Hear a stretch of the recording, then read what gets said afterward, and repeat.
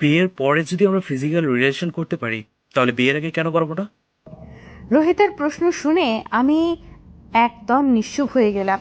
ইদানিং আজ 2 মাস থেকে রোহিত আমাকে বলতেছে, দেখো, আমরা দুজন দুজনকে ভালোবাসি, সময় হলে আমাদের বিয়েও হবে। আর বিয়ের পর যদি এসব করতে পারি, তাহলে এখন কেন পারবো না?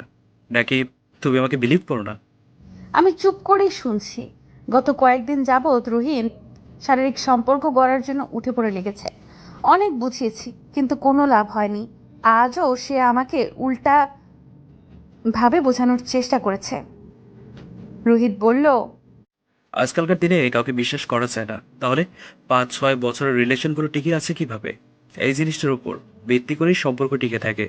তুমি যদি তোমাকে টাচ করতে দাও, আমার ইচ্ছে পূরণ করতে দাও, তবে আমি পূর্ণ বিশ্বাস পাবো যে তুমি আমারই।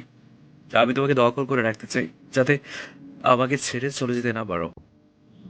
আর শুনতে পারছি না কথাগুলো। বিষের মতো লাগছে। নিজের উপর নিজেরই রাগ হচ্ছে যে এরকম একটা ছেলেকে আমি ভালোবেসেছি। কিন্তু আমি তো এই রোহিতকে ভালোবাসিনি। আমি ভালোবেসেছি একটা পাগলকে, যে আমাকে পাগলের মতো ভালোবাসতো। আমার ভালোবাসা পাওয়ার জন্য যে কত কি করতো সেই রোহিত আজ এমন বাজে প্রস্তাব দিচ্ছে। সে কি বদলে গেছে, নাকি সে আগে থেকেই এমন ছিল? তার পাগলামোগুলা ছিল মেয়ে পটানোর ধান্দা। রোহিত আবার বলল, আমি আর থাকতে পারছি না মেঘা, প্লিজ কিছু একটা করো। তুমি সবসময় একটা রেস্ট্রিকশন রাখো কেন বলো তো? কিস করা যাবে না, হাগ করা যাবে না, কাছাকাছি বসা যাবে না। এসব কি মেঘা? এখনকার দিনে কি এমন রিলেশন আছে? সব রিলেশন তো এসব কমন ব্যাপার। প্রতিবার দেখা হলে একটা কিস হবেই। বাট তুমি, আমাদের এ নিয়ে অসংখ্য বার মিট হয়েছে, কিন্তু কখনোই কাছে আসতে দাও না। না, এভাবে আর পারবো না মেঘা। এবার শুধু জিজ্ঞেস করলাম, কি চাইছো রোহিত? জানো না কি যে, একটু কাছে পেতে চাই তোমায়। প্লিজ মেঘা, আমাদের মাঝে আর দূরত্ব রেখো না। এটাই তোমার শেষ কথা? মানে? আর কিছু চাও না? আমি যে পাগলের মতো ভালোবাসি তোমাকে, সেটা তোমার কাছে মূল্যহীন? পাগলের মতো ভালোবাসলে এই দূরত্ব রাখতে না। অ্যাটলিস্ট একটা পাপ্পি দিতে এতদিনে। এ তোমার কেমন ভালোবাসা তুমি জানো? রোহিতের কথা শুনে আমার চোখের জল এসে গেল। নিজেকে সামলে নিয়ে বললাম, ফিজিক্যাল রিলেশন ছাড়া সম্পর্ক টেকে না। আচ্ছা মেঘা, এই পর্যন্ত আমরা অনেক পার্কে ঘুরেছি। আশেপাশে কি হয় দেখোই তো। আমাদের সাইডে কি হচ্ছে দেখো। পাশের ভাইয়া আপুরা কি করছে একবার দেখো। আমি কেন দেখব? কে কি করছে তা নিয়ে আমার মাথা ব্যথা নেই। আমি আমার মতো তোমাকে ভালোবাসি। আর ওসব কাজ করলে সেটা খারাপ হয়ে যাবে। ওতে অনেক পাপ হয়। এ, হাজিগিরি দেখাইতে আসছে। পাপ হয়? যদি পাপই হয় তাহলে প্রেম করতে আসছো কেন? এই যে আমার পাশে বসে আছো, মিষ্টি মিষ্টি কথা বলছো, তাতে পাপ হয় না? শোনো, ওইসব হাজিগিরি দেখাইলে প্রেম করতে এসো না। দেখো রোহিত, আমরা এমন একটা যুগে জন্মেছি, এখানে প্রেম ভালোবাসা হবেই। সবাই তো জানি বিয়ের আগে প্রেমটাকে নিষিদ্ধ করা হয়েছে। তবুও তো 70% ছেলে মেয়েরা প্রেমে পড়ে। আর ইদানিং নিজেদের পছন্দেই সবাই বিয়ে করছে। এটা বুঝো, আর আমার কথাটা বোঝো না। অত কথা বাদ। আমি যা চাই তা দিবা কিনা বলো? সম্ভব না কখনো। তাহলে রিলেশন চালিয়ে যাওয়া আমার পক্ষে সম্ভব নয়। এরপর তুমুল কথা কাটির পর সেদিনের মতো চলে আসলাম। আসার আগে সব সম্পর্ক শেষ করে দিয়ে এসেছি। আর কখনো ভালোবাসার অধিকারে কথা বলতে পারবো না। সেটা নাকি আমাকে মানায় না। আমি নাকি ভালোবাসতেই জানি না। 1 সপ্তাহ কেটে গেল। অনেক কষ্ট হলেও নিজেকে সামলে নিয়েছি। বিকেলবেলা হঠাৎ বর্ষা আমাদের বাড়ি এলো। বর্ষা রোহিতের ছোট বোন। এবারে উচ্চ মাধ্যমিক দিবে। বর্ষাকে প্রাইভেট পড়াতাম আমি। আর টিউশনিতে গিয়েই রোহিতের সাথে পরিচয় আমার। বর্ষাকে কেমন উদ্ভ্রান্ত দেখাচ্ছে। জিজ্ঞেস করলাম কি হয়েছে। কিছুতেই বলতে চাইছিল না। অনেকবার জিজ্ঞেস করার পর বলল, দিদি, আমি একজনকে ভালোবাসি। ছেলেটা অনার্স ফার্স্ট ইয়ারে পড়ে। 3 মাসের রিলেশন আমাদের। ও আমাকে ছেড়ে চলে গেছে। কথাগুলো শুনে কয়েক মুহূর্ত থমকে তাকিয়ে রইলাম। বললাম, হুম, কেন চলে গেল? সেটা জানি না। চলে গেলে আর কি করার? ভুলে যাও ওকে। যে তোমাকে ছেড়ে গেছে তাকে মনে করে কষ্ট পাবে কেন? দিদি, ওর সাথে আমার অনেক কিছু হয়ে গেছে। মানে? তারপর বর্ষা সবকিছু খুলে বলল আমাকে। শারীরিক সম্পর্ক গড়ার পর ছেলেটা নিজের মতো বর্ষাকে ব্যবহার করে ছেড়ে চলে গেছে। কিন্তু বর্ষার বয়স কম, আবেগটা বেশি। কিছুতেই তাকে ভুলতে পারছে না। বারবার বলছে ওকে ছাড়া বাঁচতে পারবো না। বর্ষাকে অনেক বোঝালাম, দেখো তুমি ছোট মানুষ, ভালো মন্দ বোঝার বয়স হয়নি, কিন্তু যা ভুল হওয়ার হয়ে গেছে। এখন ওকে ভুলে যাও, কারণ ও তোমাকে ভালোই বাসে না। অযথা ওকে ভেবে কষ্ট পাবে কেন? না দিদি, আমি ওকে ছাড়া বাঁচবো না। কয়েকদিন গেলেই সব ঠিক হয়ে যাবে দিদি, শক্ত হও।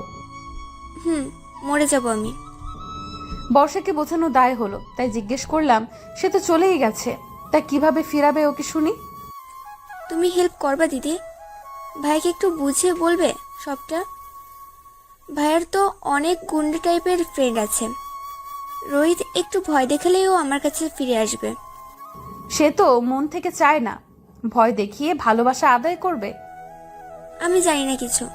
ছোটদের নিয়ে এই এক যন্ত্রণা, ভুল করে সেটা বুঝতেও চায় না, শোধরাতেও চায় না। প্লিজ দিদি। কিন্তু রোহিতের সাথে আমার গত সপ্তাহে ব্রেকআপ হয়ে গেছে, ওর সাথে কথা বলার সুযোগ নেই আমার। তোমরা তো দুজনেই খুব ভালোবাসো একে অপরকে, তাহলে ব্রেকআপ কেন করলে? একই কাহিনী রে বোন, রোহিত এসব করতে চেয়েছিল, রাজি হয়নি বলে ব্রেকআপ করলো। আমি তো বড় হয়ে গেছি, ম্যাচুরিটি এসেছে, ভালো মন্দ বুঝি, তাই রাজি হইনি। তোমার মতো থাকলে হয়তো আমিও একই ভুল করে ফেলতাম, তারপর আমাকেও তোমার মতো কাঁদতে হতো। নিজের সম্মান হারিয়ে কাঁদবো কেন? আগেই কাঁদছি, এটাই ভালো। জিতটা তো আমারই হয়েছে। বর্ষা অনেকক্ষণ চুপ করে বসে রইল, তারপর কান্নায় ভেঙে পড়লো, আমাকে জড়িয়ে ধরে কাঁদতে লাগলো আর বলল, ছেলেরা এমন কেন দিদি? দুনিয়ায় কি ভালো ছেলে নেই? আমরা কি কাউকে বিশ্বাস করব না? সব মেয়েরই এখন এই একটাই প্রশ্ন। মেয়েরা বলে ছেলেদের বিশ্বাস করা যায় না, আর ছেলেরা বলে মেয়েদের বিশ্বাস করা যায় না। আসলে উভয়কেই বিশ্বাস করা যায়, কিন্তু বিশ্বাসঘাতকদের জন্য আমরা তো আর সবাইকে অবিশ্বাস করতে পারি না। দিদি, কিন্তু আমি কি ওকে ভুলে যাব? সেটাই ভালো হবে, কারণ যে তোমাকে চাই না তাকে কেন জোর করে বেঁধে রাখবে? তাতে দুজনের কেউই সুখী হবে না। বরং এসব চিন্তা বাদ দিয়ে পড়াশোনা করো মন দিয়ে। এবার বর্ষা কিছুটা বুঝেছে। অনেকক্ষণ কান্নাকাটি করার পর বাড়ি চলে গেল, বলেছে ছেলেটিকে ভুলে যাবে, কিন্তু 2 দিন পর শুনলাম বর্ষা হসপিটালে, হাত কেটে ফেলেছে সুইসাইড করবে বলে। মৃত্যুটা তো আর এত সহজ না, অযথা নিজেকে কষ্ট দেওয়া। এরা যে জীবনটাকে এত তুচ্ছভাবে কেন আমি বুঝি না। এসব ভাবতে ভাবতে বাড়ির কাজ করছিলাম, এমন সময় দরজায় কড়া নাড়লে দরজা খুলে দেখি রোহিত। আমি অবাক হয়ে তাকিয়ে আছি। রোহিত বলল, বর্ষার অবস্থা খুব খারাপ, তোমাকে একবার দেখতে চাইছে। রোহিতের সাথে হসপিটালে আসলাম। বর্ষাকে খুব মানসিক রোগের মতো দেখাচ্ছিল। প্রায় 1 ঘন্টা ওকে বোঝালাম, পুরোটা সময় ওর হাত ধরেছিলাম। অনেক বোঝানোর পর মেয়েটা কিছুটা স্বাভাবিক হলো। এতক্ষণ রোহিত আমার পাশেই বসা ছিল। বাইরে আসতেই রোহিত এসে আটকে ফেললো আমাকে, অনেকবার করে মাফ চাইলো, কান্না করলো আর বলল, আর ভুল হবে না, এখন থেকে সবসময় সম্মান করব তোমাকে, আর আমাদের ভালোবাসাটাকেও শ্রদ্ধা করব। রোহিত যে নিজের ভুল বুঝতে পেরেছে তাতেই আমি খুশি। আসলে এসব জিনিস আজকাল খুব কমন হয়ে গেছে।